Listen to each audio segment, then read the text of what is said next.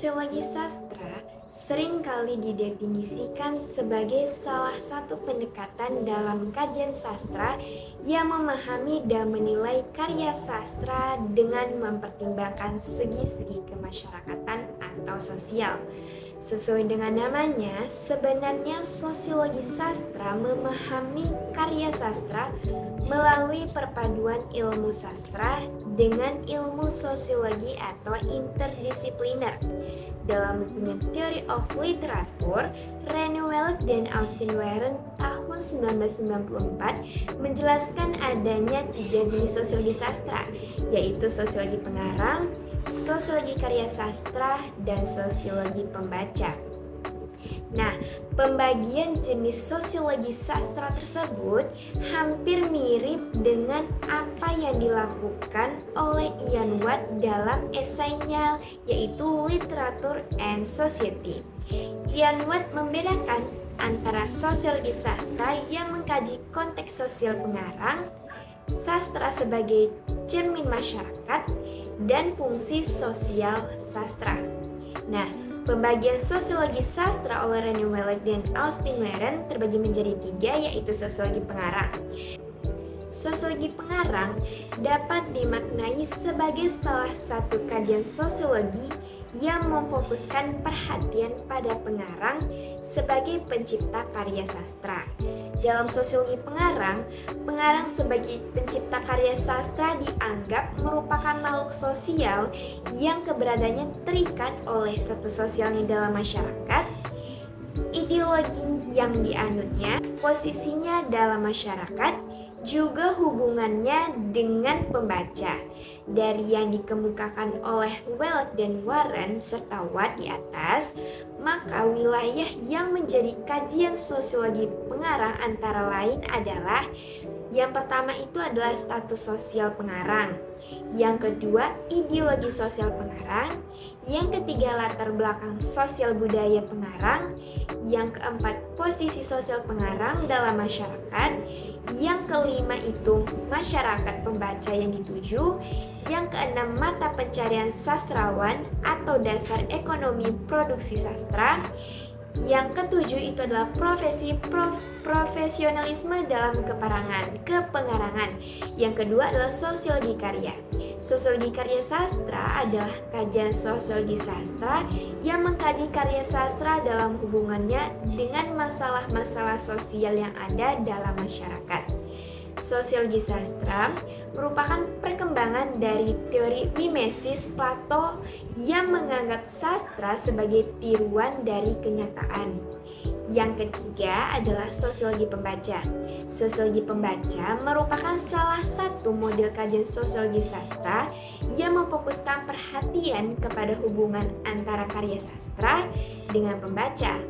Hal-hal yang menjadi wilayah kajiannya antara lain adalah permasalahan pembaca dan dampak sosial karya sastra, serta sejauh mana karya sastra ditentukan atau tergantung dari latar sosial, perubahan dan perkembangan sosial.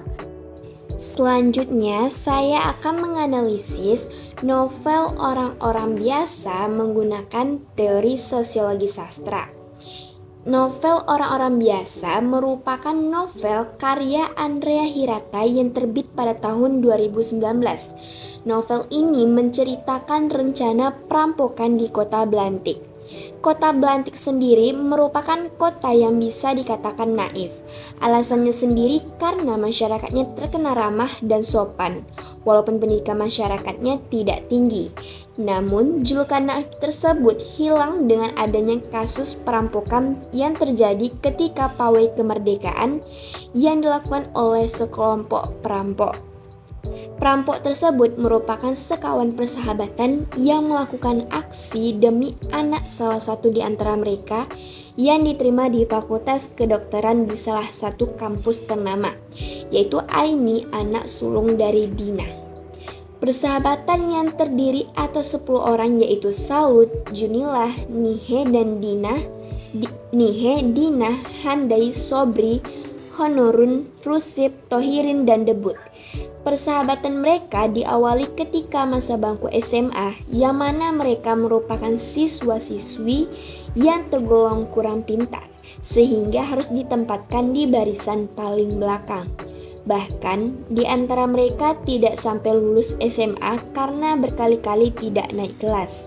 Sampai usia dewasa pun mereka masih kompak menjaga persahabatannya, walaupun nasib mereka yang berbeda-beda namun tetap sama dengan kondisi kesederhanaannya. Semasa SMA, mereka kerap mendapatkan perundungan dari trio Bastardin dan duo Baron. Beralih pada rencana perampokan, rencana tersebut dipelopori oleh Debut lalu diikuti oleh yang lainnya, walaupun awalnya ada keraguan di hati mereka. Pada akhir cerita, Aini anak Dina melanjutkan pendidikan kedokteran dengan biaya yang mereka dapatkan dengan cara yang halal. Yang pertama adalah sosiologi pengarang.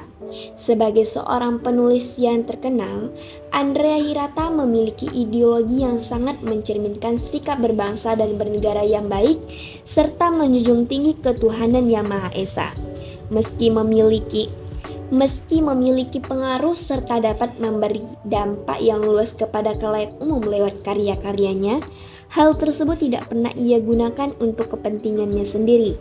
Beliau selalu memberikan nilai-nilai positif dan sebuah perspektif untuk pembacanya agar lebih peka dan peduli kepada sesama dan keadaan sekitar. Dalam sebuah wawancara di televisi di acara Satu Indonesia bersama Andrea Hirata, beliau bercerita tentang masa kecilnya dan karirnya sebagai penulis meski bukan seorang yang berasal dari sastra. Beliau adalah lulusan Fakultas Ekonomi dan mendapat beasiswa melanjutkan studinya ke Inggris. Yang kedua adalah sosiologi karya. Diam-diam mereka membangun operasi gelap tingkat tinggi yang bahkan Inspektur Abdul Rajali takkan membayangkan jenis kejahatan semacam itu akan tertera di papan tulis statistik kejahatan kabupaten tingkat 2. Money laundry itulah kejahatan mereka. Pada kutipan ini, pengarang menyajikan suatu gambaran kejahatan yang terjadi di suatu kabupaten kecil yang jauh dari hingar-bingar kota besar.